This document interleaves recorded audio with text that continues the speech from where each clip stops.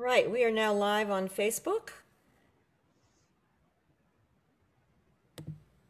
I'm also going to record.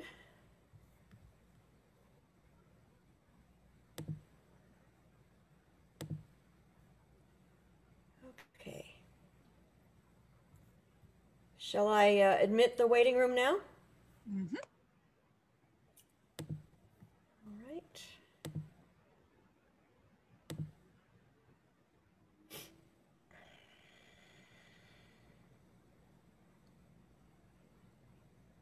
Good morning. Hi, Hello. everybody. Good to see you again. Thank you. Today I have a meeting, so I have to leave early. That's fine. Oh, okay. Thank you. Thank you. Know how that goes. It's been a great series. And you were always there. That's great. Yeah. Good to have you. Yes, we've had quite a few regulars. It's great. And I cannot wait for the next series. Yeah. You want to run it, Kay?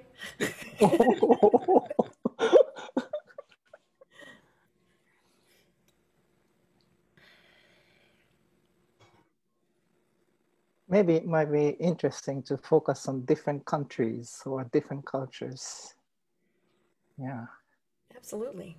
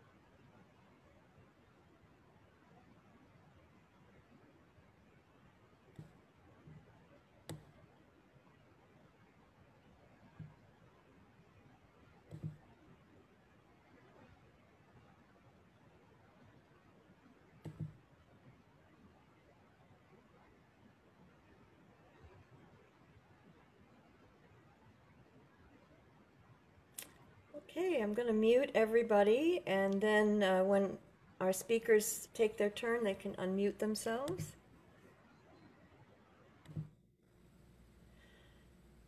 So Claudia, turning it over to you. Welcome, everyone. Good morning, people from California. Good morning, Brazil. Or good afternoon, I have to say, and good evening, Ireland. It's great to be part of such an international, interprofessional, and interreligious network. Welcome to the fourth session of our winter webinar series, What is Spiritual Care from the Perspective of Our Different Professions. Welcome on behalf of the International Association for Spiritual Care, IASC, a network of scholars and practitioners working in the fields of medicine, nursing, public health, psychology, theology, and related fields. Our session today will be recorded, and we are also live on Facebook. So welcome to the greater audience today. My name is Claudia Kohli-Reichenbach, and it's my honor to serve on the governing board of the IASC. For today, our focus is on nursing, and I am very excited we have three excellent scholars. Dr. Linda A. Ross from South Wales.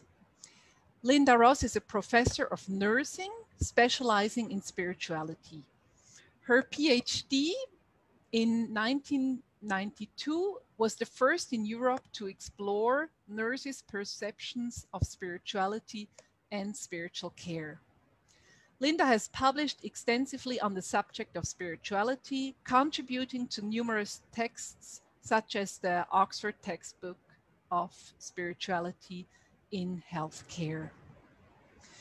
Dr. Ross is a founding member of the International Network for the Study of Spirituality and an executive editor of the Society's affiliated Journal for the Study of Spirituality.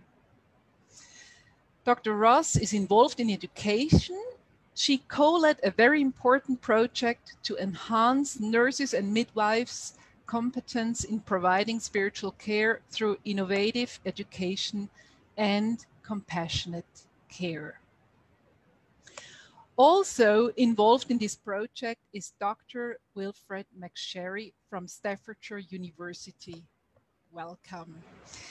He is a lead strategic partner of the project and will present today together with Dr. Ross. Dr. McSherry is Professor of Nursing in Stafford, England. For several years, he worked within clinical practice and then moved into higher education. Wilfred McSherry taught at the University of Hull, where he was involved in setting up a Center for Spirituality Studies. Wilfred's career in nursing continues to involve a combination of practice, education, and research. And our third panelist will be Dr. Maya Zumstein-Schaha from Bern, Switzerland. Dr. Zumstein-Schaha is an expert in advanced practice nursing and philosophy of science. In her research, Dr. Zumstein-Schaha focuses, among other topics, on psychological aspects of cancer, particularly spirituality and spiritual care, as well as ethical challenges in nursing. Very recent, together with Betty Farrell, who you might know as she co-led the Consensus Conference on the Quality of Spiritual Care, Dr. Zumstein-Schaha published a paper on nurses' response to spiritual needs of cancer patients. Thank you, Maya, for being with us today. So before we start with the speakers, please let me say just a few words about our schedule of today's webinar. Linda Ross and Wilfred McSherry will present together for about half an hour. And then without interruption, we will hear our third panelist. Afterwards, we will go into breakout rooms for discussion in small groups. And about after 15 minutes, the groups will end automatically and we will be brought back to the plenary session for questions and discussion. So, what is spiritual care from the perspective of nursing? I may pass the virtual microphone to Linda Ross and Wilfred McSherry. Thank you for being with us.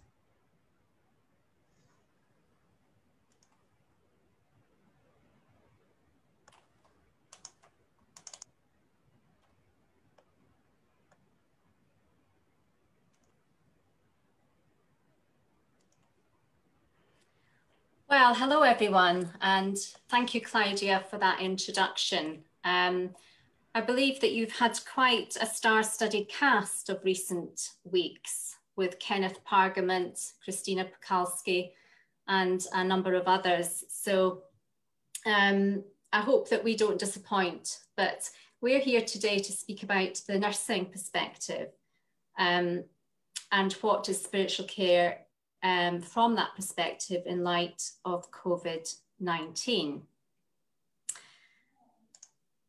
I don't know how familiar you are with these guys, if you watch reality TV or not. Ant and Dec present this TV program in the UK, which is quite popular. And the reason I've put this slide up is because Wilf and I tend to co-present. If you usually if one of us presents, you usually find the other one there as well. So we usually work together as a pair. And we're going to do that today in a quite informal way, if that's okay with you. We'll just chip in with one another and share the slides as we go along. Wilf and I have been working together for over 20 years. It's been both of our passion, spirituality in nursing practice. So we've done most of our publications and clinical work and research has been joint. So we're doing this joint presentation today. So what is spiritual care in the light of COVID? Well, when I was given that title, the first question I had was, is it actually any different at this time? Or is it just business as usual? Because we know that the spiritual comes into focus in times of crisis in people's lives. And of course, for nurses, we are journeying with the patients that we care for on a daily basis.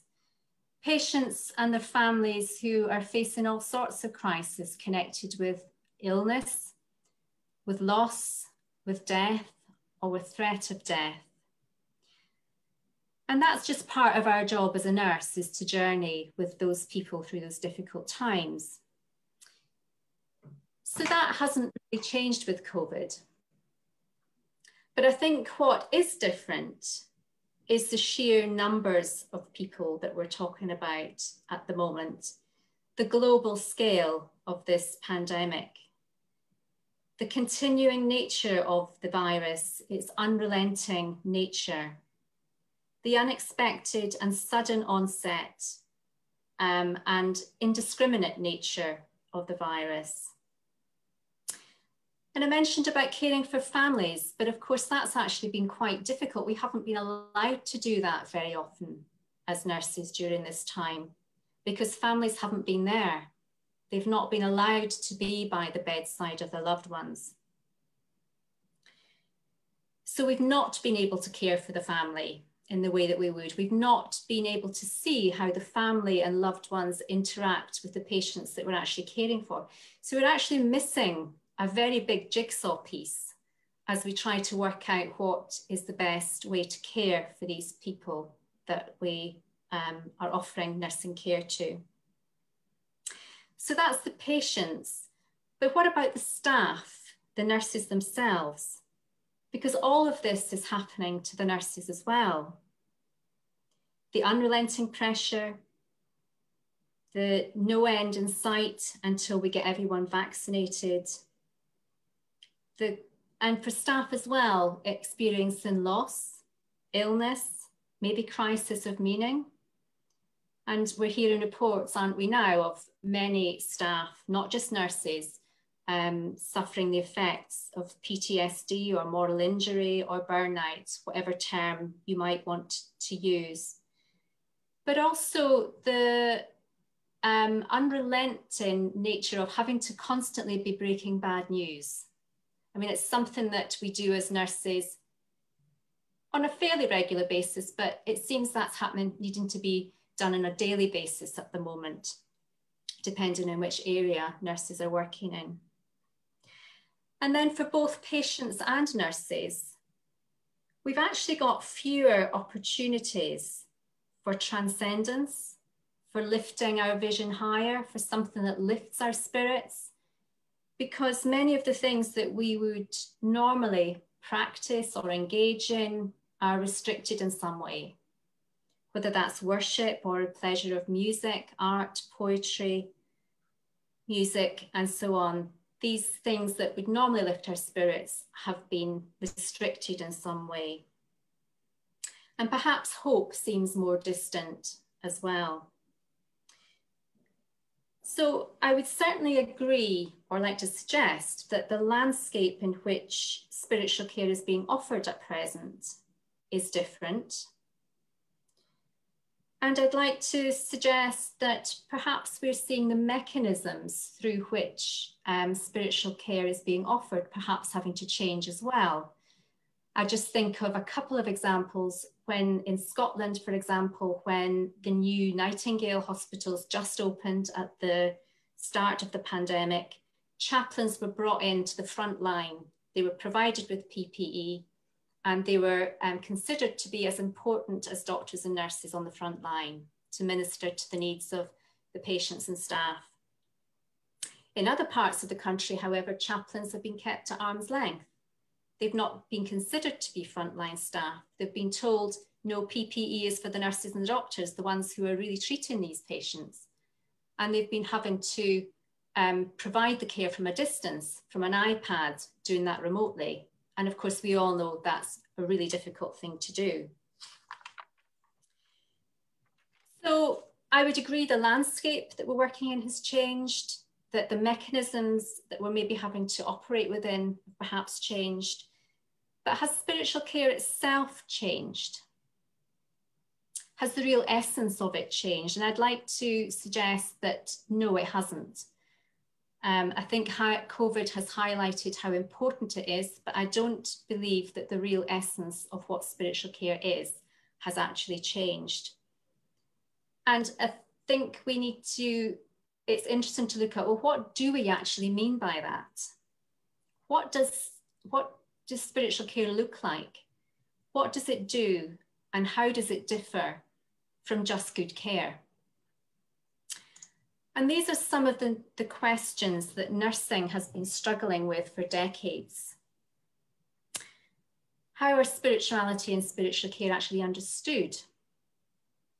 What do we actually expect spiritual care of our nurses? And if we do, what knowledge, what skills, what attitudes do we expect from them? Spiritual care competence. And then how do we equip them for that? And these are some of the questions that we've sought to address through some of our research.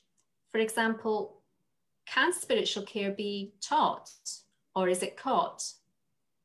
Anne Bradshaw's work tends to speak about the spiritual care being caught, but our question as educators has been, can we actually teach this? If so, how do we do that? Who does it? When is the best time to do this? And what factors contribute to learning? So we'd like to very briefly just tell you about 4 studies that we've done over the last decade. When I say we've joined together with a number of other researchers across the globe because we feel that by pooling our skills together and working collaboratively, we can achieve more than we ever could individually. So the first study we did, one of my PhD students, Josephine Attard from the University of Malta, she spent 5 years developing a spiritual care competency framework. And she did that using the international literature, interviewing stakeholders, and consulting with international experts, and came up with a 55-item framework. And that was based on the work of Renee Van Leeuwen, who developed the spiritual care competency scale. We then, at the same time, we undertook another couple of studies. We wanted to know what actually helps students to learn. Can we teach this subject? And what actually contributes to their learning? And how can we enhance spiritual care competency in our students? So we conducted, first of all, a pilot study, and then the first longitudinal prospective study involving over 2,000 students from 21 universities across 8 countries to try and answer these questions. And really good news, actually, statistically significant findings were that spiritual care competence does increase over students, the 3-4 years of students' degree programs. Even better news, that happens in students who score low at the start of their programs. So we can do something with those students. They don't quite get to the level of students who score more highly when they come in, but they do increase significantly over their degree programme. And the question of which factors contribute to that, the two key factors that came out time and time again in our analysis, where it's down to how the student perceives spirituality and their own personal spirituality. So students who see it as something much broader than religion and who have experienced life events and who have high spiritual well-being, and we used, put on the slide there, the measures that we used of that, they tend to be the ones who score higher in terms of spiritual care competence. It's perceived, their own perception of the spiritual care competence. We didn't actually have a measure of actual spiritual care competency. So perception of spirituality and the spirituality of the student were the key factors. But students also told us that things that really helped them with their learning was top of the list was caring for patients. And that experience in the clinical area of looking after people, journeying with them, getting alongside them. Second in line was their own personal life events, the journey that they've been on as a person. And that's good and bad events. And then thirdly, just the opportunity for discussion was absolutely key. So these findings have given us real pointers about how we can, how we should be structuring our education programs. So the traditional lecture isn't really, doesn't seem appropriate here, but rather using patient case studies, scenarios, clinical simulation, reflective exercises, and not losing the discussion element. I mean, we have been really challenged by that with our huge student numbers at the moment, where we've got 300 in a cohort, but we have still kept that discussion element because it's so key in students' learning.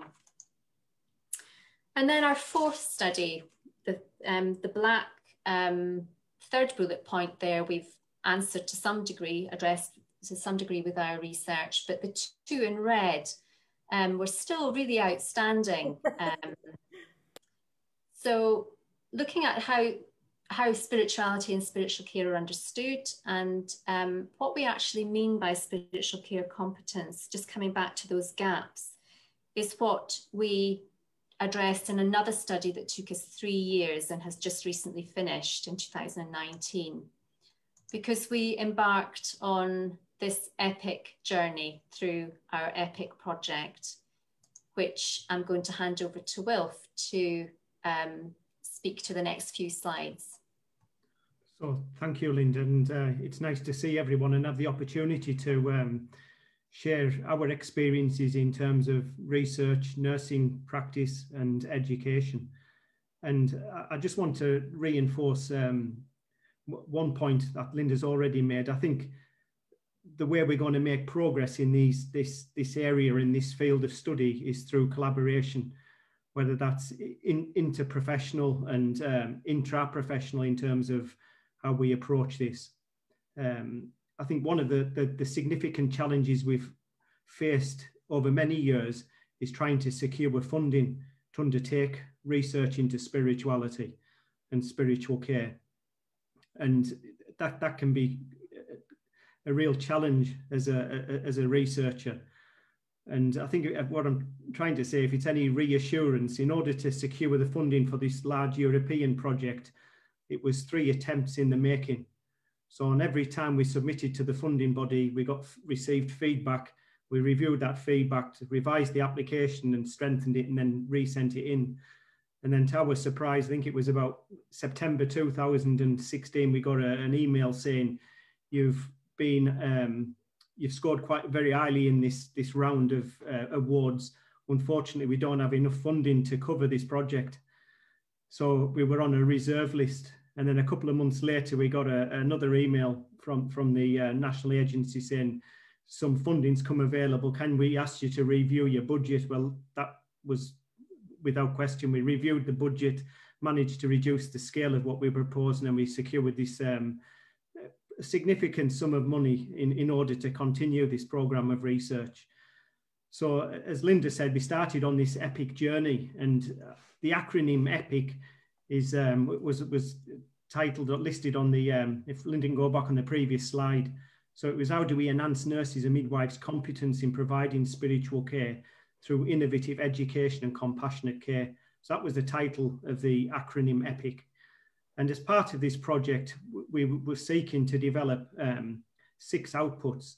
One was to look at how we define spirituality and spiritual care, to see whether we could reach some sort of consensus about that across Europe and the other partner countries that were involved. The other one was to look at the work of Josephine Attard and René van Leuven and others, to see whether we could actually develop a competency framework that would be fit for purpose and that would be quite user-friendly in terms of integrating into existing programs and curricula. And as part of that piece of work, we had to engage with what we've called the matrix of spiritual care education, and I'll explain that in a little while in a little more detail about the elements of that. The fourth thing was, can we provide and pool all our resources and vast experience that many people have acquired over several years into a practical toolkit that we could make freely available, which was another ambition. Then the overriding aim was to try and bring everyone together in a formal network to work collaboratively to facilitate change, to support and disseminate these findings. And in order to do that, we developed a website to underpin and to support the development of the project and the ongoing network. So the EPIC project was led by 6 partners. Stafford University took the lead in leading the award and all the finances and all the administration, but all of us were equal partners in this project. All of us took responsibility for different phases, different programs of work. So there was myself at Stafford University, there was Linda at the University of South Wales, there was Tove Gisk and Tome Cliving, who were now at Vid University. Both of them were in separate universities in Norway, but there's been a merger of several universities in that country. Josephine Attard from the University of Malta. And sadly, one of our partners was Professor Donia Baldacchino from Malta, but just after we'd been notified of the award of this funding, Donia was diagnosed with terminal cancer and sadly died in, I think it was March 2017. So this was a coming together, as we've already said, a reinforcing of nearly, I would say we'd been working together, many of us, for about 16 years prior to this, so this was a big step in our careers and in trying to advance this program of work across Europe and beyond. So what we did as part of the project, if you think of the participants as a triangle, at the base of the triangle were the 6 partners who did the administration, the project development, and then on the left-hand side of the triangle were what we call our EPIC participants, and these were nurses, midwifery educators involved in nursing education, midwifery education across Europe. And we managed to recruit 31 nurse educators and midwives from 21 European countries to take part in this project. And then at the other side were some of the key stakeholders, and we had about 18 different organizations or individuals involved as stakeholders to make sure that what we were developing was actually fit for purpose, that it did meet the brief of what we were trying to achieve. So, for example, we had representation from the Welsh government. We had professional organisations involved from for example, in the UK, the Royal College of Nursing, Norwegian Nursing Association. In education, we had the Dutch Higher Education Board, health organisations, NHS England and Public Health England sent representation, and allied health professionals. We had colleagues from across chaplaincy and other professions taking part. And I think the biggest strength of this was having representation from a broad range of patient groups. And for us, having students taking part and engaging with the project at different stages was crucial, because they at the end of the day, they were the ones who we were having to to utilize and to work with in terms of developing the competencies. And on this slide, you can see that the list of all the participant countries from Europe, marked in blue, highlighted in blue. And then we had colleagues from other countries globally, China, Malaysia, Thailand, Palestine, New Zealand, who also commented quite significantly on what we were developing. Although they couldn't travel to take part in some of the events, they did make significant contribution in terms of what we developed and the dissemination of this. So the way the methodology of this this program of work was based around the principles of action research and a consensus method. So this was work in progress at each of the different events that we held. So the activities involved 2 conferences, participatory conferences, one at the start, the launch of the project, another at the end, where we actually disseminated the projects. Key to this was bringing all those 31 participants together to co-produce, through action learning, the different project outputs. So part of this was 2 week-long teaching and learning events. One was held in the Netherlands in the 2nd year of the project, and the other one was in Malta towards the end of the project. So there was an iterative process to this. We would meet, we would review, we would take out, the participants would test out the different resources in their own environments, their own higher education institutions, come back, feedback. We would review what went well, what were the challenges, and then we would start again. So as Linda said, we set off at the start of this with 55 competencies, and by this Delphi process, we ended up with 4 broad competencies. So I'll hand back to Linda.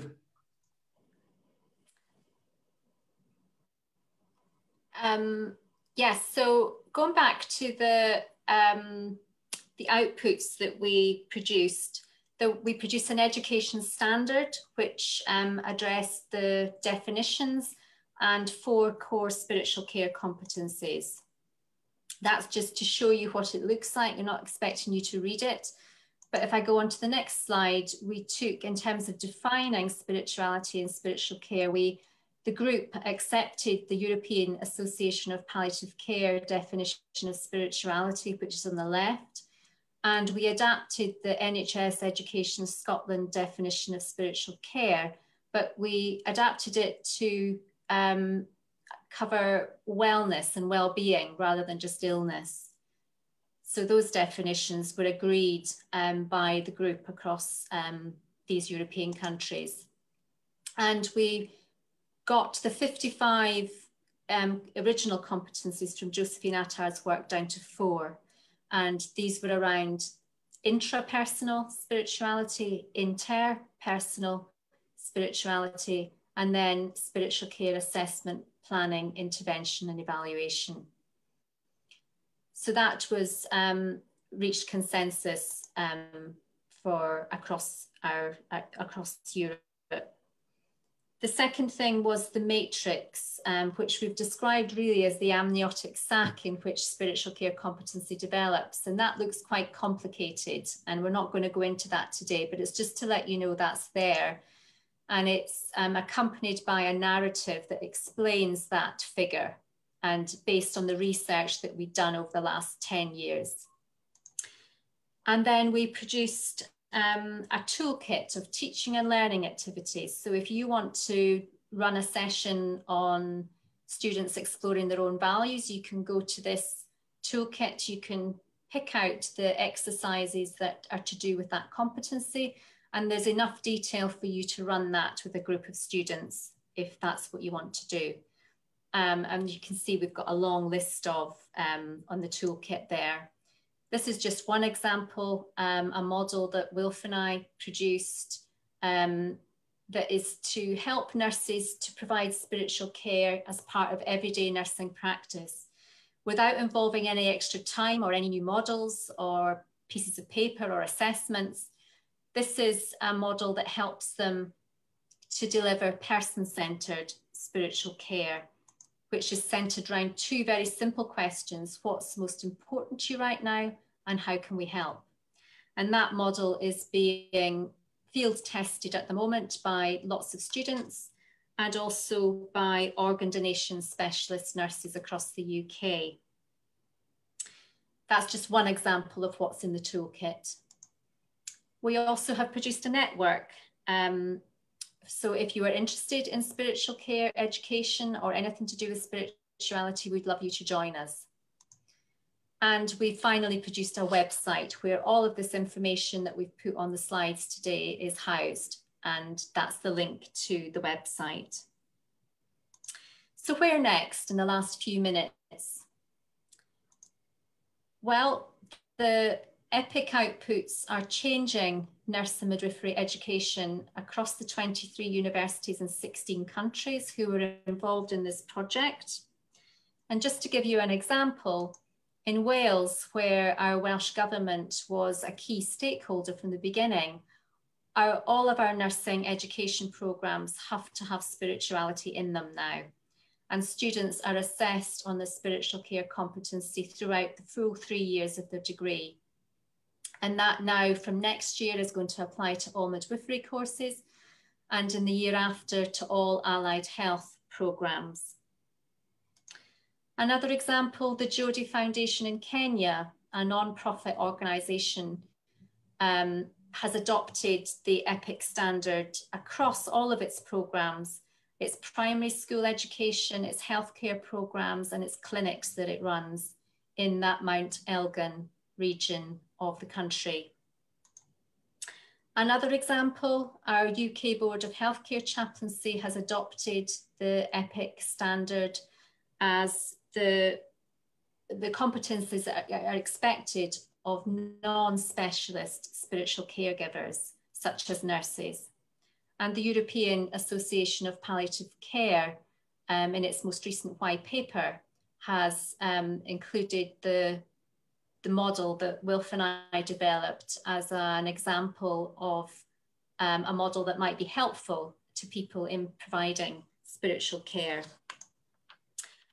And to come, we've got the EPIC book that is in the final stages of being put together and should be published soon.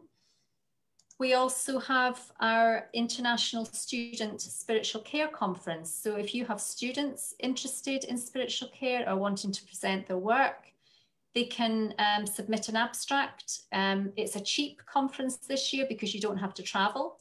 So that would be attractive to students. It's going to be online at VIA University in the Netherlands. And this is 16 years we've been running this conference for students. It started in 2004, and it's the first virtual conference we've run. And finally, we have the International Network for the Study of Spirituality, formerly called British Association for the Study of Spirituality. I'd like to invite you to attend the conference. You can submit an abstract by the 15th of February. It's going to be an online event this year, and I would also like to invite you to join our network. Membership is cheap. It's only £65 for a year, and it allows you to network with other members. You get conference discount and two issues of the Journal for the Study of Spirituality. Perhaps we could link up with your network. That might be would be good to start. One of the things Wilf and I have been trying to work against is silo working. We're very keen to widen the net and to work together. So we'd welcome any opportunities there for sharing. So thank you for listening. Thank you very much, Linda and Wilf, and also for the website. There's so much material on it to read again. Thank you so much. Maya is our next panelist. Thank you very much for having me. It's really interesting to listen to what's been produced so far. I would like to talk about these 4 points here tonight. And I hope I'm not, going to be completely the other way around from what we've just heard, this wonderful work by Linda Ross and Wilfred McSherry. I thought it might be interesting to just briefly see how nursing science is defined so far. And together with Pam Grace, we put forward this definition about nursing. And I like these two pictures because they kind of suggest very clearly how nursing has evolved, but also where nurses are to be found, even though the one is older with Florence Nightingale, but she also is next to the patients. She has something to write, suggesting that she is really interested also with being equipped with knowledge. And on the other hand, we see the nurse today sitting right next to the patient, trying to explain to her something. Again, we see something like a documentation right next to her, which suggests also that she has a lot of knowledge to bring to the table. I think this is important to know when we look at how spirituality and religion are being treated or have been treated in nursing.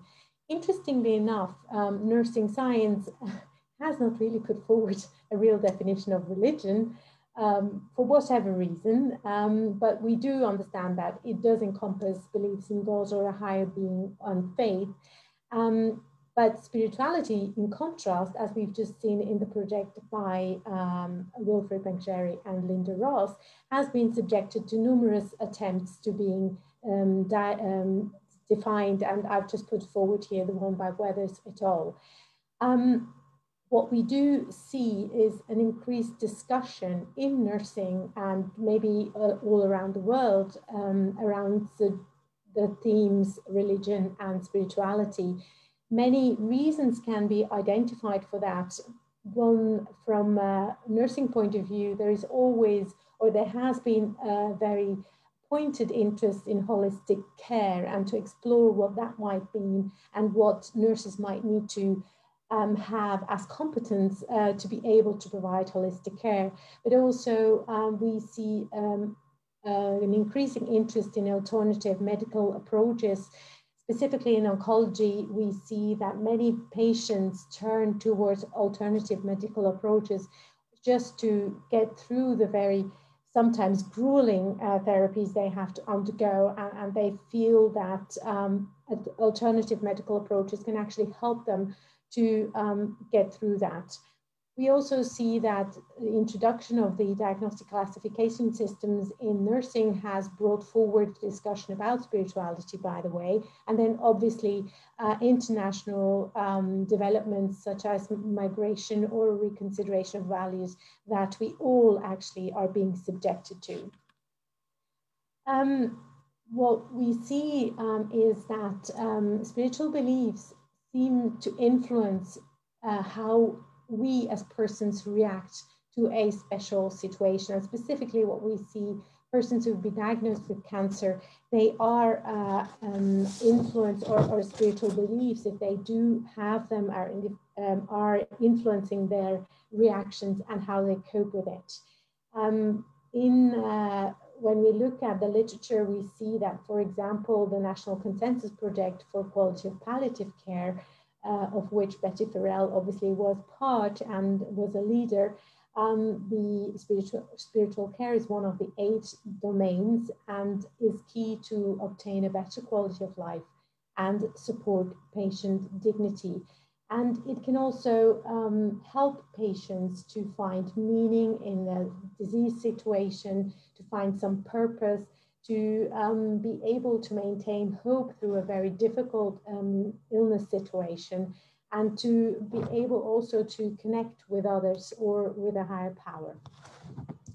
However, what we also see in the literature, which is very surprising given so many projects and researches that have been done over the past decades, I might want to say, is that we still have an unsystematic assessment of spiritual needs in patients. There are sometimes there is also not a lot of acknowledgement of spiritual needs. We do understand that spiritual needs may encompass reconciliation attempts or acceptance of a disease situation, or a patient wanting to leave a legacy for his family or family members. But there is not really a kind of a regular systematic way of identifying those needs in patients. And what we also have seen in terms of the research is that leaving spiritual needs unattended, not addressing them, does provide a basis for spiritual distress in patients. They may really develop higher symptom burden or even symptom severity. It's quite good to know because it's been a subject of research also in the past decades that nurses can actually play a very important role in assessing and attending to spiritual needs. We see a number of studies that are trying to demonstrate that nurses can actually provide spiritual care. Although when we look at Nursing's Foundation, spiritual care actually is very much part of our role and of our work. But many healthcare professionals and nurses among them acknowledge that they do not feel very well prepared to provide spiritual care. And there is a belief, or there seems to be a belief, that it's not really their main work to be done. It's work that should be taken over by representatives of the clergy or other spiritual professionals. Some research has tried to identify who or which professional patients and their families would really like to confide in. And that's been kind of all over the place. But when it started first with the wish for patients to confide in physicians, it has now moved towards patients and families being very happy and actually willing to engage with nurses in confessing about their spiritual needs. We also see that there are now reliable and spiritual assessment tools, even in German, for example, in this language. And some spiritual care interventions exist that have been tested, that seems to be possible to implement into daily nursing care, for example, dignity therapy. Spiritual care definition, I have looked at Mona Reng for that one, is really encompassing the nurse's respect for a patient's spiritual needs and for his or her way of addressing life, being very open and being honest in their relationship with the patient. One of the issues is also to foster hope and peace. But it's also suggested that nurses need to be aware that certain preparations need to be made by themselves, so they should be able to recognize something like humanism in themselves, but also being able to address or at least recognize humanism in the other person. They should be confident in providing spiritual care, which is probably not easy given the fact that they might not feel comfortable in doing it and might not feel sufficiently educated to providing spiritual care. But another aspect is also being acknowledged as a professional for providing spiritual care by every other profession, if you like. Now, when we look at existing models, I hope you can see this slide. Oh, excuse me. We can see that a number of models have addressed spiritual care being initiated by physicians. I've put them in the developmental axis more on the left-hand side, suggesting that's a little bit earlier in the whole discourse. This is followed by an acknowledgement that we need a team to address patients' spiritual needs. And the medical team here actually includes not only physicians, obviously, but also the nurses and other professionals like vicars or priests or even many other healthcare professionals. And a little bit closer to today, it's been acknowledged that spiritual care can also be initiated by nurses. Now, there are two more recent approaches that I find extremely interesting. One of them addresses the fact that institutions need to provide specific structures and conditions so that healthcare professionals can actually provide spiritual care as part of their daily work. And the last one I think is really interesting because it suggests that there is a whole way of addressing spiritual care when the patient initiates it. And I think that's something that should be explored in the future. Betty Farrell and Denise Economou and I thought it would be really interesting, again, even though such studies have been done before, to once again explore with nurses how they address spirituality or how they experience spirituality in their patients. We chose to ask nurse practitioners in the United States and nurse practitioner students here in Bern to tell us a little bit about their work when they experience spiritual needs in their patients and how they address those needs. We used a qualitative online survey in both countries and asked nurses to provide us stories. As I said, we were just using the opportunity because there was the LNEC summit the year before last in San Diego to be held, and Betty Farrell and Denise Economou were able to actually tap into that cohort of nurses and to ask them to participate. What we found were that we had quite a good turnout. We had 58 surveys that were completed in the United States. Obviously, the group of nurses that we addressed there was much larger. And from Switzerland, we did get 4 completed surveys back, which is interesting because these were all students just starting in their nurse practitioner Masters of Science in Nursing program here with us. The accounts were very realistic, and you could sort of feel that the nurses really wanted to make us see how it works and how they experience their daily life. And when we looked at how they experience patients to talk about their spirituality or their spiritual needs, it seemed that very many patients were actually starting out with it. They told their nurses, well, you know, I do read the Bible, or I've been praying, or my usual way is to go to church every Sunday or something like that. So they would use such a phrase so the nurse would be, you know, had a heads up that this seemed to be an important topic. In the accounts, we also found out that the spirituality or religion was actually used by patients to find meaning with their disease situation. All of the patients that were cared for by the nurse practitioners were at the outset sometimes in their cancer trajectory. Some of them were more at the end of their cancer trajectory, but all were in treatment. So they would see and encounter the nurses in a kind of, you know, normal way. So when they were confiding, they were actually also having very difficult situations to manage due to their disease. So finding meaning was very, very important to them, but also to find a way to incorporate the disease into their lives. So something like an acceptance of the disease would be an important goal for the patients.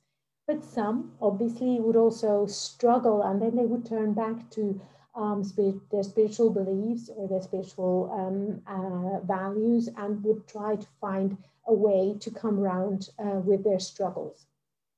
Now, nurses, on the other hand, would find it really challenging. They would really kind of say, oh, I don't feel prepared to address patients' needs, patients' spiritual needs, or I feel shy about that, or that I don't feel sufficiently prepared to do that. Although some of them would really bring in their own experience with spirituality. For example, if a person would tell us, well, I'm a very religious person, I go to church, I pray, and I would tell that to the patient. What happened was they would eventually, when they would sort of find out that the patient was talking about this, they would try to, you know, chip in and bring in their own visions, find a way to talk about the spirituality or religious aspects.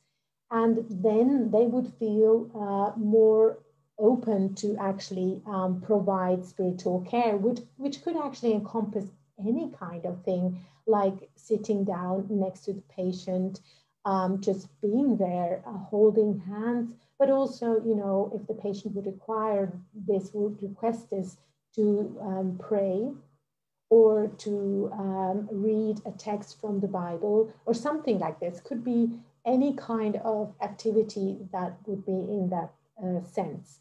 And they realized, the nurses, that their personal attitude towards spirituality or religion would then be kind of,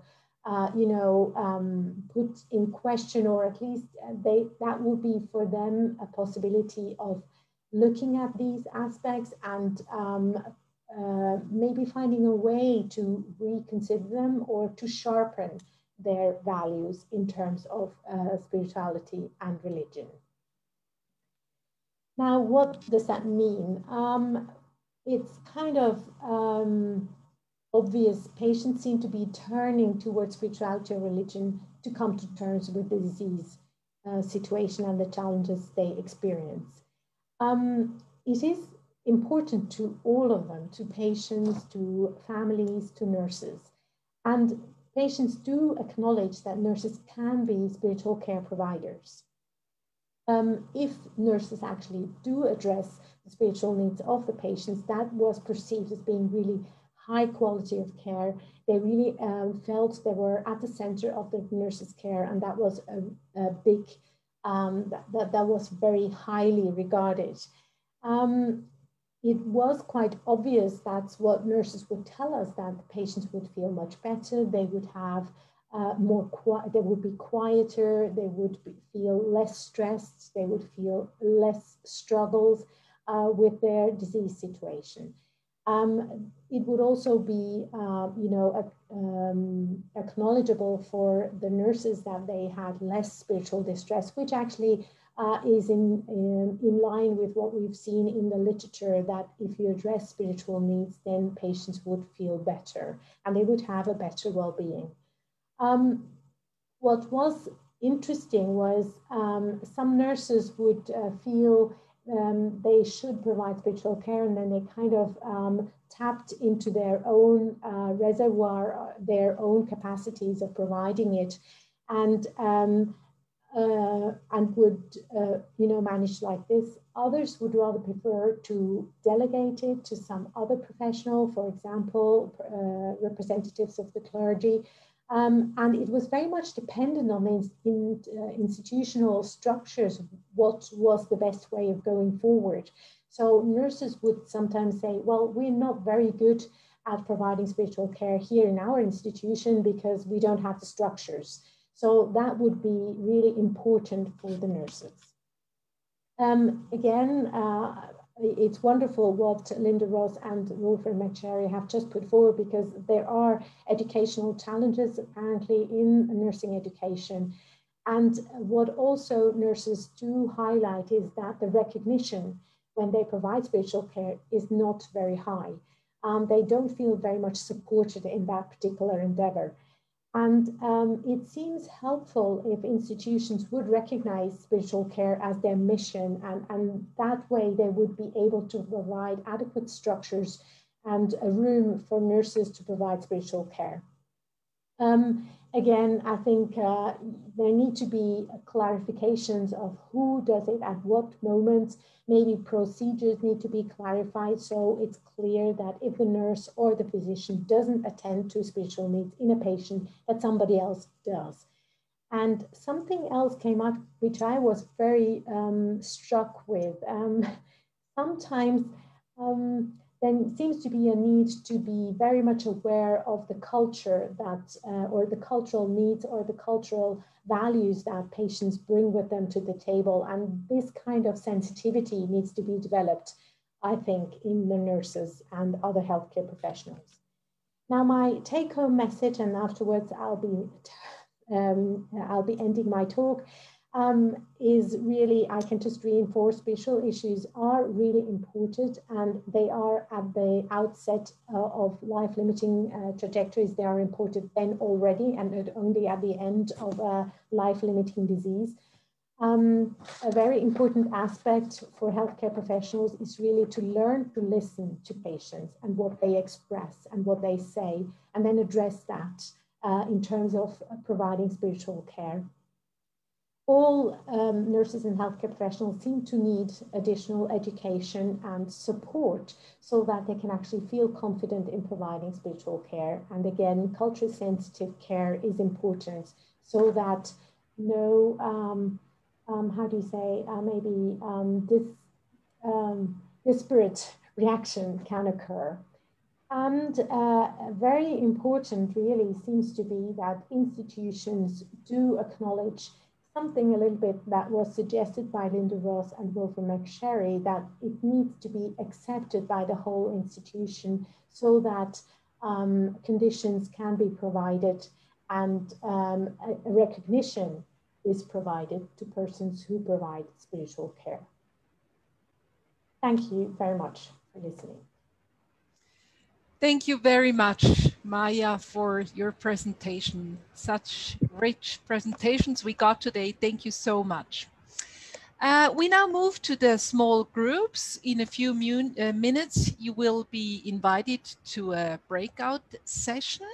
So you have to accept the invitation. And in the group, we invite you to compose some questions that you will bring back to the panel. You can also put them in the chat, but you might compose some in the groups as well. So we wish you a good time and see you again very soon. Okay, I'm going to go to the breakout rooms now, and you'll have about 20 minutes and then we'll bring you back. You'll have to click on join in order to actually get into the group as soon as you see that pop up.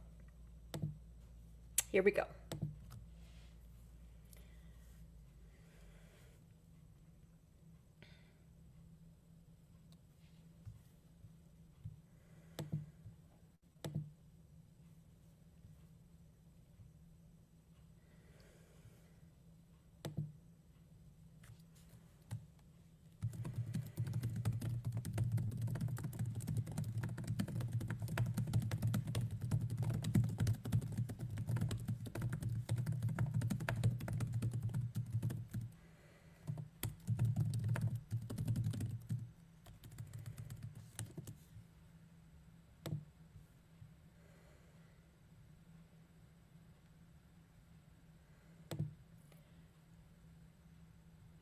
Okay, it looks like almost every... Manuel, do you want to go into a small group?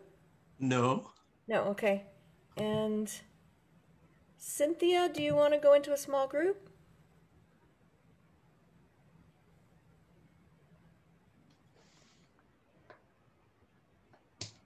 I'm not sure she's there. Well, that was great. Thank you so much. Lots of information, and I think more than any of the other presentations, I had a feeling that it really highlighted some of the differences among the professions and also among different regions around the world than maybe we've seen before. I thought that was very interesting. Very, very, very, very interesting. Linda and Wilfred, you may not know, my PhD is from the University of Birmingham, West Midlands. So I worked for many, many years in the 80s and 90s. My advisor was Dr. Michael Wilson, who pioneered pastoral studies in that area, who also worked with Bob Lamborn before that. So listening to you, I was transported back into that whole Welsh and Midlands kind of area. My second son was born in Birmingham and actually lives there at the moment. But yes, thank you so much for highlighting, just like Pam was saying, highlighting the interprofessional differences as well, you know, within the healthcare setup, and then also the cultural differences between countries in Europe as well as you know, here in the United States. I think they make for very, very interesting kinds of conversations around definition. You know, what do we mean by spiritual care? What do we mean by spirituality? And I think that I think that cultures make a whole lot of difference. Yes, along those lines. Oh, sorry, Claudia, go ahead. yeah, well, I think it's so important, like in a European context, also to clarify whose role is it to provide spiritual care. I mean, I think that's also in the chat somehow. Is it just the chaplain's role, or if we talk about spiritual care in a broader sense, which you of course did? So what is spiritual about the care we provide? I think Linda, you asked this at the very beginning, spiritual care, how does it differ from good care, and what is spiritual about it? And I realize when I teach with nurses, like I teach in a palliative class, they sometimes say, well, that's just holistic care. What is spiritual about it? So I somehow felt this question came up as, I don't know. I remember talking to a patient. He was part of my PhD research, and he was a gentleman, older gentleman who was dying with terminal lung cancer. And I asked him the question. I said, do the nurses, do the healthcare professionals meet your spiritual needs? And there was a pause, and this gentleman turned up. He came back and said, yes, Wilf, but they don't know they're doing it. And that, for me, that sums up the essence of good spiritual care. It's integral, it's intuitive, it's part of that everyday nursing care. There might not be a difference. It might not be able to be differentiated. Yeah, I think that's the main struggle for nurses to realize that their care is more than just giving an injection. And sometimes what I see, or what I realize also with the master's prepared students that I have, it's a lot about doing things instead of being there. And that's why I liked what I found about holistic care, because it highlights it's not just doing things, but to be prepared to be there. So, and that's very much what we saw in those accounts, what the nurses, you know, sent us back. We were really kind of, we were a bit surprised, but also sometimes we were a bit shocked, I have to say, about what we heard. And it kind of, you know, makes you wonder, what is nursing at the end of the day as well. Right. I think we know when these areas are absent from care. Yeah. And patients are acutely aware of that. Yeah. So I think that's a really important point. You notice it when it's absent. Right.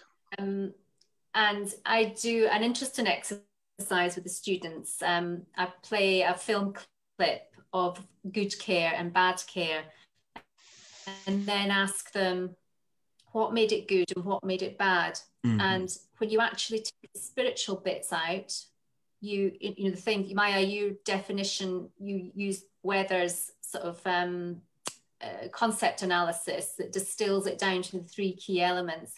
So for us, you know, the way I think of it is, and we try to get across to the students, if you care that doesn't honor someone's sense of meaning, or doesn't allow them to stay connected, and doesn't allow them to transcend, if you take those elements of care out, you have bad care. So I think that's a really important question. You know, how does spiritual care differ from good care? I like what you said, Linda. What I find is sometimes it's so difficult for nurses and maybe even nursing students to wanting to think about their work. There's so much in the doing. And if we take them out, especially in the master's program, I sometimes feel like, oh no, don't you do this? You know, they're really getting almost aggressive. And when we really want for them to think about what it entails and what it means, and how this differs, for example, from a philosophical point of view, how this differs from the doing and the knowing. And they really struggle. And the problem I see is also that nobody requests it.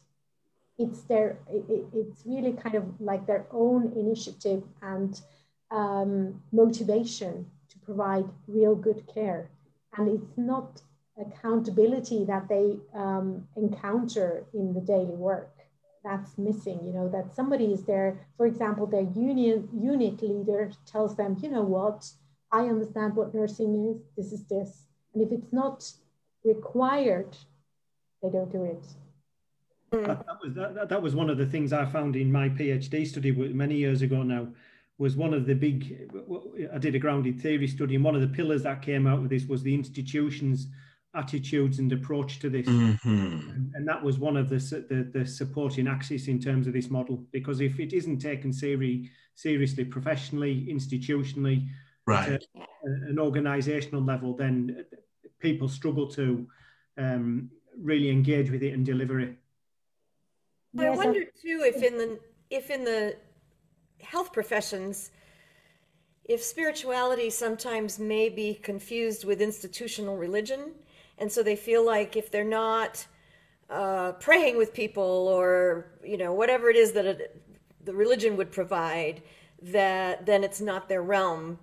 Whereas, you know, the definitions that are emerging in this series of webinars have much more to do with the kinds of things you're talking about in terms of purpose and meaning.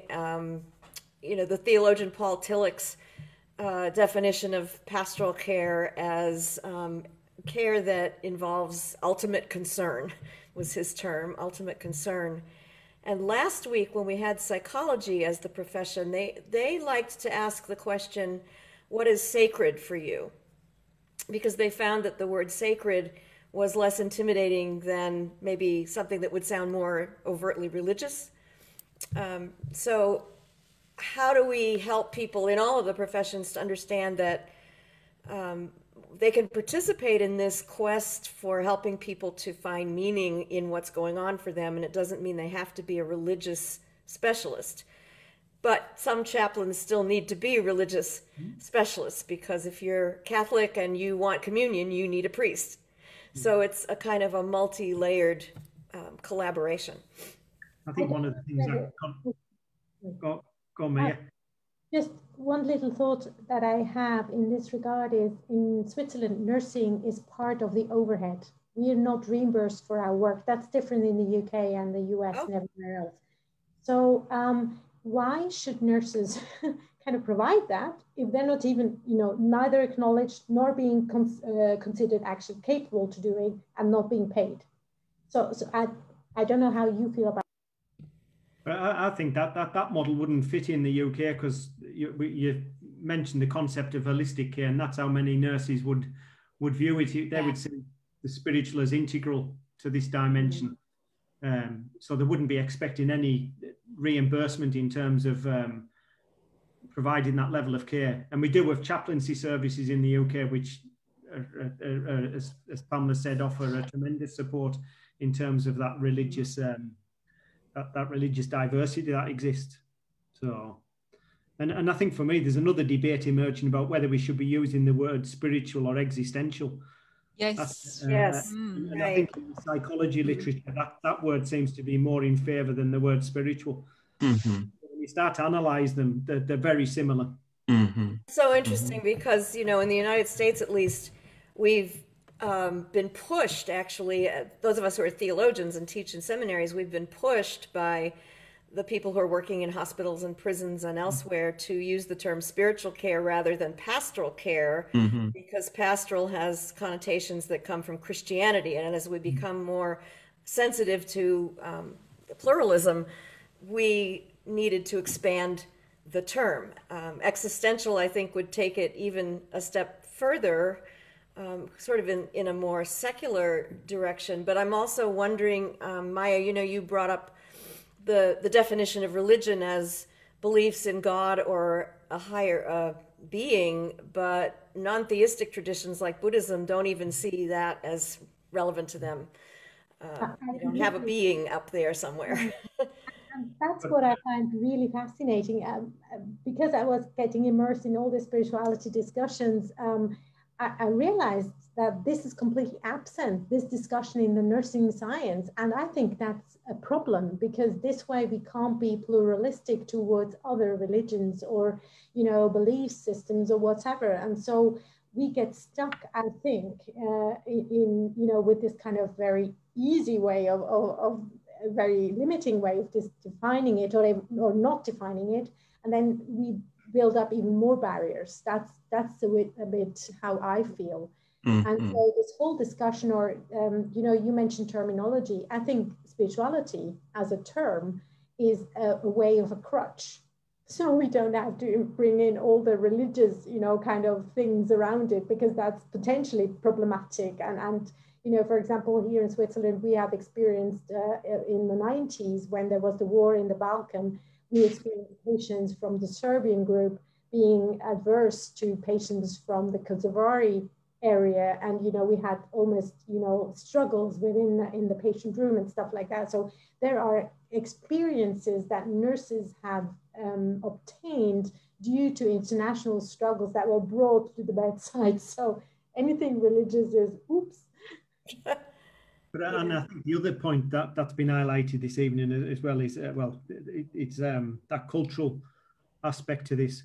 And very much so, yeah. One of my PhD students, they've just finished last year, and they did their work with they're from China, mainland China, and they did their work with Chinese populations in the UK. And this concept doesn't feature really, right, in terms of their worldview. They wouldn't use the word we use. That needs to be considered in terms of other traditions. The other thing I was curious about in terms of your research is that, it's true in the United States as well, that a lot of research in the past has, when you get into the demographics of your participants, they're all listed as male or female, but certainly in the United States, we are seeing growing numbers of non-binary and transgender folks who don't want to identify that way. And so what happens to them? So interestingly, I've just published co-edited a book called Post-Colonial Images of Spiritual Care. It's a great book. It was my co-editor was a former PhD student of mine, Helena Moon, who is Korean American. And there's a chapter in the book written by Greg Epstein, who is a humanist chaplain. It's a fascinating conversation about what a humanist chaplain does and what that means. There's also a chapter by a transgendered person who writes out of that experience. And for very real existential reasons, had to use a pseudonym. He could not use his own name for the book. So there's a name there, Alexander Brown, but that's not his name. So and this book has chapters from Buddhist, Islamic chaplains.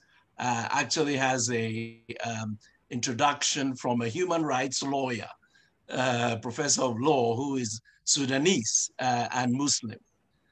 So it's really this thing of taking seriously different ways of being and different ways of making meaning or making sense of whatever people are experiencing, that I think is really so important in the work we do as spiritual care providers. So important, yes. And Emmanuel, how do you feel about the word spiritual or existential? Was this like, would you say spiritual is limiting in a way as well? I tend to think of it like Wolf was saying. I tend to think of it as the next logical step in terms of the ways in which we are understanding these. And so I can see those terms in real serious conversation. Also culturally,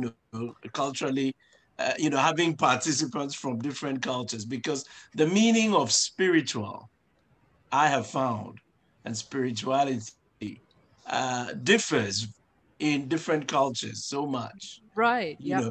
And the trajectory of the word, the historical trajectory of the term has been quite different. I mean, when I was in England, there's far less of a sense of kind of antipathy towards there's far more of a sense of antipathy towards the term spiritual than I hear from Linda and Wilf at this point.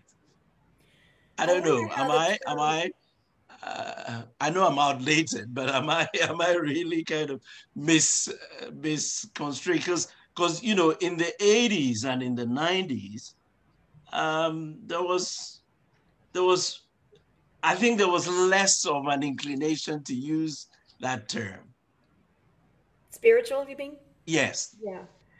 I'm wondering how existential would go down, though, in countries where there's, at least among the sort of strong evangelical slant of Christians in Africa, China, other parts of the world, Korea, because existential has its own European roots in philosophy, right? And I think we all sort of know what we mean by it, but I'm not sure that some people wouldn't say that's a bridge too far. It doesn't feel like anything related to what I do religiously anymore. So all of these terms speak to some segments of a population and don't speak to another. The word existential is used throughout Scandinavia. Yes, we've heard that for many years now. Yeah. But I've got a part-time appointment with the university in Bergen, and Oslo, and we have a real struggle when we use the word spiritual with some colleagues. Yeah. And that's in theology, social work, pastoral care. Right. It's they prefer the word existential as opposed to spiritual. So we're working on doing some work at the minute, doing analysis of if there are any definitions of existential in some of the Scandinavian literature, and how does that compare to some of the definitions produced, and some of them this evening that have been presented around spirituality, to see what the common denominators are. Mm-hmm. I was just going to say, so if you didn't see that little pop-up on your screen, I have given them the 60-minute warning to come back. So people will start returning now. Okay. Hi. I was just about to hide my face again. Don't hide your face. Shola is one of our doctoral students at Union Seminary. Hi, everyone. Hello.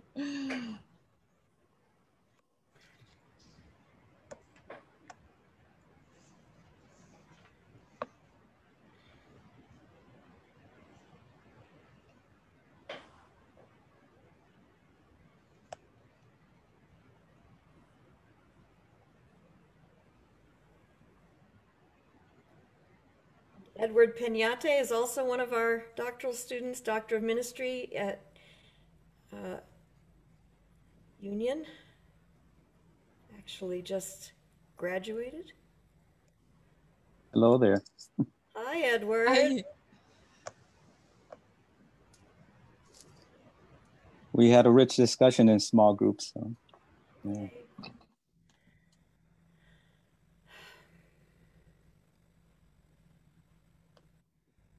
Do we have all the people, Pam, or? I don't think so. So let's wait for another minute.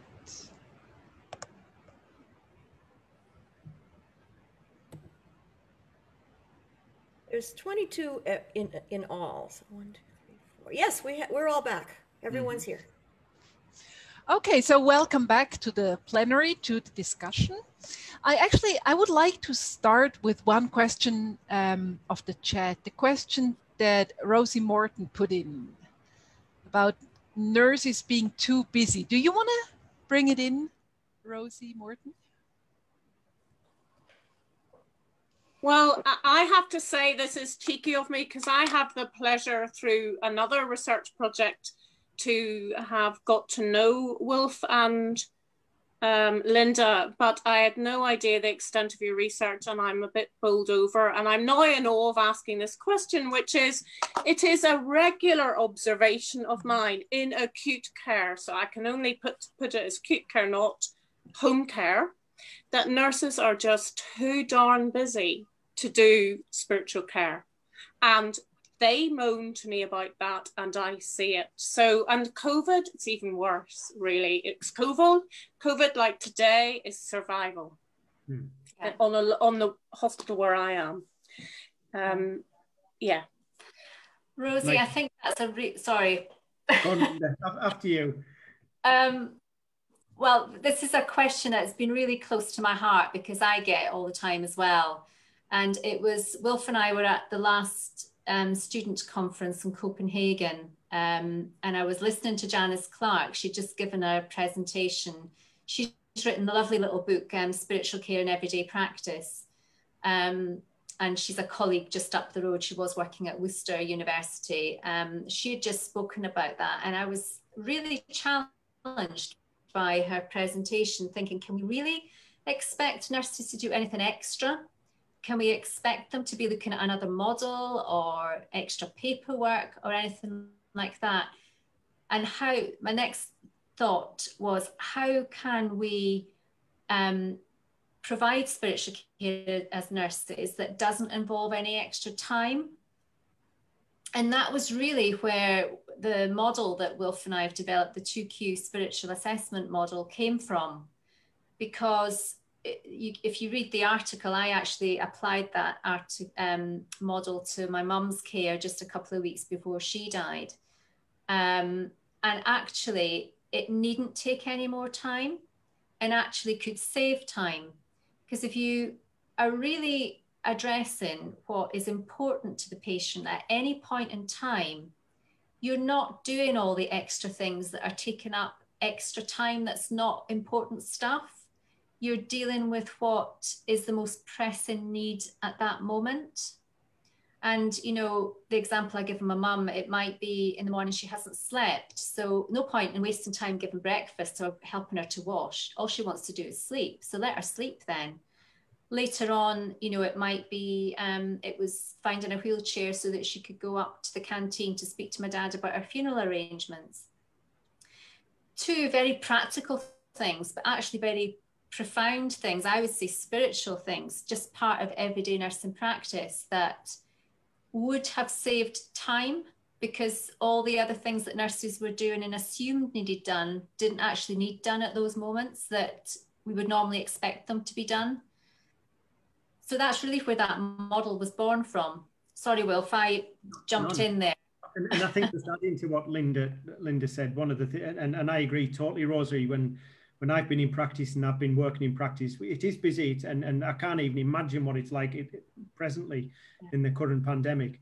But I think what made me reflect on my practice as a nurse was when I was interviewing a patient, and I've just given this example as part of my PhD, and he was an older gentleman dying with terminal lung cancer. And I was asking him, inquiring with him about his understanding of spirituality and spiritual care. And I asked him a question: do the nurses and healthcare professionals meet your spiritual needs? And there was quite a long pause, and he turned around, stared me, looked straight in the eye, he says, "Yes, Wilf, but they don't know they're doing it." And for me, that's, I started to reflect on that. I still draw on this gentleman's transcript now because it was so rich, and it was about attitude, it was about our demeanor, our qualities. All of that speaks to spirituality and other aspects of care. Of course it does.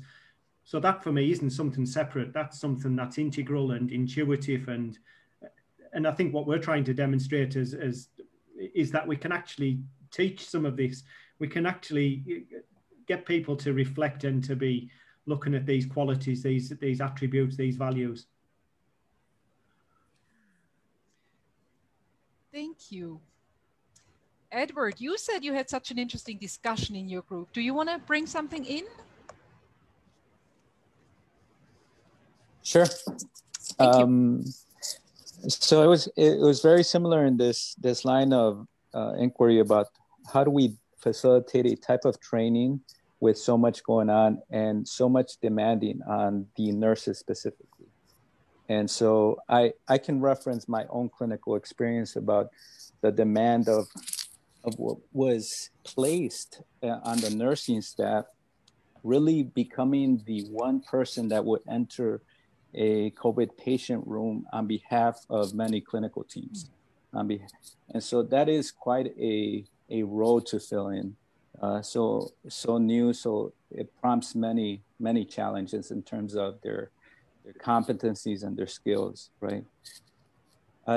And so for during these times, it is quite a challenging piece to talk about, let's offer a curriculum or let's offer a type of training that looks too formal to overload a human being, in this case, the nurses.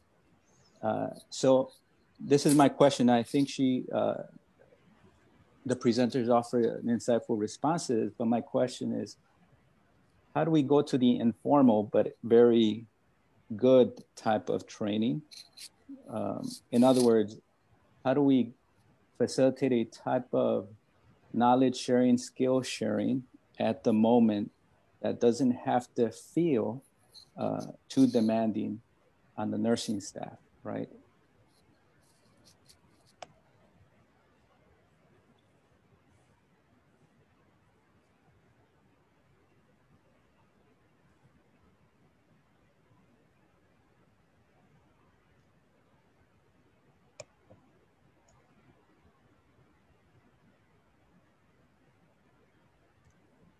Does anybody from the panelists want to?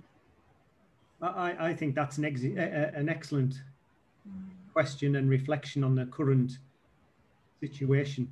And I think maybe I'm not interpreting this correctly, but I think it speaks about us being adaptable, flexible, and innovative in how we approach education, especially in this current situation.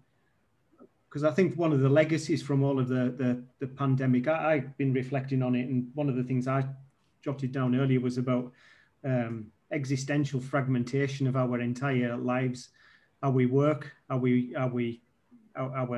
personal domestic situations. Everything's been totally disrupted, and it's the same for education. We're having to look at new ways of delivery, new platforms delivery. I mean, this is an excellent opportunity this evening. So I think it's about being creative and creating that space where people can dialogue and discuss these issues, because I think hopefully when we emerge from this current situation, there'll be a lot of lessons to be learned and areas to be explored. And I think this dimension of spirituality will be one of them, because perhaps what we're highlighting is colleagues aren't prepared to deal with some of the issues, both professionally and personally, that this is exposed. I know that just as one example, in the current COVID situation, where we've many staff having to be retrained to go back into the NHS to support the current workforce. One of my colleagues at our university has been involved in training those nurses who are coming back to practice. And they have found those, in preparing them to have those difficult conversations with patients and their families. And they have been using the EPIC toolkit, that we mentioned during our talk, where there's a whole load of different exercises and activities. And they have been, actually using the 2Q SAM that I talked about to help with those difficult conversations around life and death, and have found that quite a simple tool that's been helpful in focusing the family and patient on what's most important at any point in time. I'm only mentioning that because they have found that to be useful in this particular case during COVID. But in terms, it's difficult with the education one, isn't it? Because, we're starting with our nurse education programs. So, you know, that's going to take a while to filter through to the clinical workforce, to the qualified nurse. But the question I keep being asked by our Chief Nursing Officer for Wales is, what about the existing workforce? How do we upskill them? And that's a huge challenge and something that we're looking at in Wales. But there aren't any easy answers because that requires time and resources, which we simply don't have at the moment.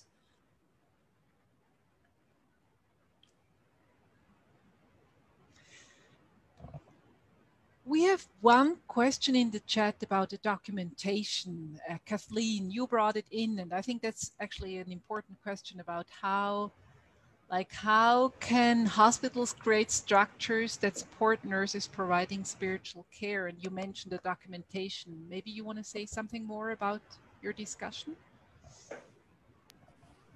Well, in the hospital where I trained as a chaplain in Chicago, we used EPIC, not with 2 C's, just with 1 C, as our medical record. And EPIC, through the desires of the hospital administration, presumably assigned a role of a screener when it came to the nurse. So the admitting nurse has a number of things to do, but among them is a couple of questions that they have to pick list from in EPIC about screening for the need for spiritual care. In general, though, if you look for across the entire medical record to get an idea of what nurses are thinking or what they're doing, there is no free text opportunity. The nurses document purely in terms of check boxes, and if a nurse was providing spiritual care, there would not be an opportunity in the medical record to document it. And if it's not documented, it didn't happen. And if it didn't happen, it can't be recognized. And so I think that the medical record is a way in which an institution can have an impact on what nurses can do in terms of spiritual care. Maya, you worked on documentation. Yes, thank you. I would like to chip in here. I think documentation is indeed a very important tool, specifically for nursing, because one of the issues that nurses are facing often is that their work is difficult to see. So, for example, in Switzerland, we have a whole discussion about what do nurses do the whole day, and how can this be made relevant and so relevant also for accounting. And if it's not documented, obviously it doesn't exist. And so one of the big drawbacks that we see in documentation is that nursing documentation might be really big on the nursing side, but no other profession either wants to read it or has access to it. So the exchange goes just one way. Nurses would go and consult, for example, the physician's notes or even the chaplain's notes or whatever, but the other way around is very rarely done. Now, that's one of the issues that I see. And as long as institutions choose, again, it's an experience in Switzerland, but choose not to make it possible for all the relevant professions to see each other, even in the documentation, then obviously there's a big drawback in understanding what the other one does or accepting whether they're able to do it or not. So we have that problem. But the other problem I see, apart from documentation, is goes a little bit into the discussion that we just had before about time. You need to have kind of, time. It's acceptable for you to spend 1 minute longer with this patient because you feel he or she benefits from your presence, even if you don't do much, but you're there. And if that's not acceptable, how can this be acknowledged as being essential care? The same is about if you don't say, if it's not acknowledged or accepted that you say, well, I need to spend so and so much time with this and this particular patient and his or her family. If the others say, well, you can't do this because we have to do this and that first, then again, there is no acknowledgement that this part is really essential.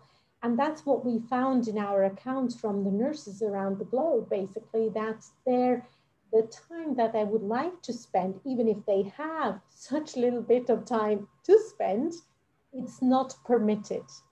And so it's really difficult for them to struggle to make this be seen and accepted. So there are many little ways that I think an institution can actually help nurses to be acknowledged for that particular work. Least of all, that the institution, for example, and there have been studies showing that this is beneficial, by the way, one from the UK, if the institution says, well, we want to provide, for example, holistic care or care that acknowledges spiritual needs, that actually has a very big impact and a very supportive impact to the way care is being provided. So I think documentation is just the one part, an important part, but there are many other ways of supporting, providing spiritual care.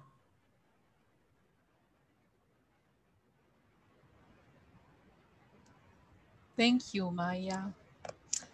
I think we have time for a last question before we conclude.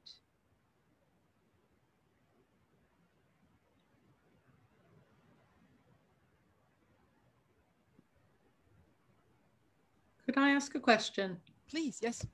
Talking to my colleague in my group who's working in Spain, we were discussing the terminology we use around spirituality. And she says that she has a very strong feeling, which I thought was an interesting point, about how we always speak about spiritual needs, in a way providing an implication that we will have to spend time, we will have to sort all these things out. This person has needs, rather than capacities, which is about understanding where they are spiritually. And it isn't always about needs. They may bring something else to the table, because of course every interaction, nursing, social work, whatever it is a shared interaction. It isn't only about needs. And so I was just wondering what people thought about that way of looking at it, is as a capacity. Marla, that's interesting, because when we were looking at the development of the EPIC competencies, there were several colleagues from across Europe involved who, rather than speaking about spiritual needs, were quite at length to emphasize people of spiritual resources as well. And, and I think that's something that we don't always acknowledge, that we focus on the need and not on the other potential that other individuals bring to this. That we all develop resources through life, but sometimes we neglect to draw on them when we're providing that care. So I think that's a good point.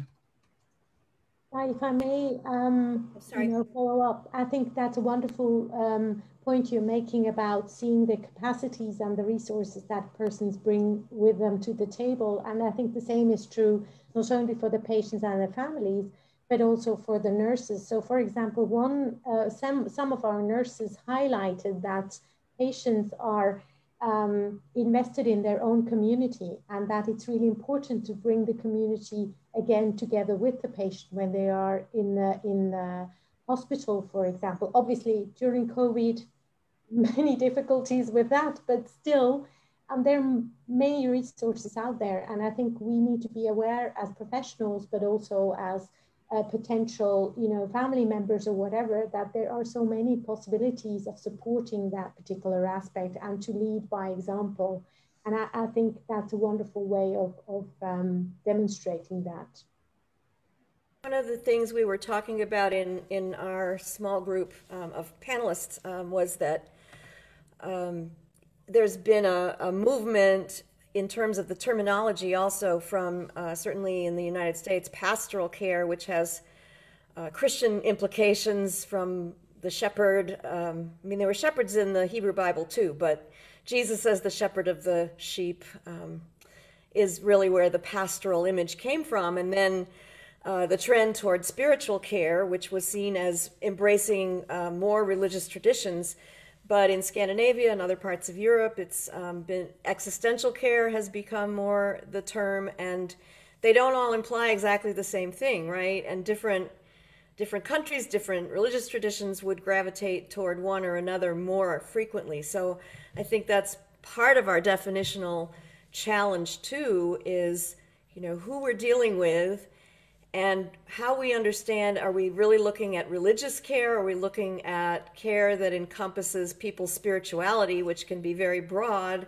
Or are we really looking at these existential questions of purpose and meaning, apart from any explicitly religious or even explicitly spiritual beliefs? So the terms carry different connotations, I think. No, that's very interesting. And will resonate differently in different countries, in different contexts. And I think that's why it's so important to have such interprofessional, interreligious, and intercultural discussions together. So thank you so much for being with us. We have to come to an end now. Thank you so much, our great experts today, for what you brought in. Thank you so much. And we look forward to seeing you again, hopefully next week, for our final session with Pamela Cooper-White, Emmanuel Larty, and Kei Okada on focusing on pastoral or spiritual care from the theology perspective. The link to today's recording will be available soon on the IASC website or on our Facebook website. So thank you so much for being with us, and see you again soon. Bye-bye. Bye. Thanks to all.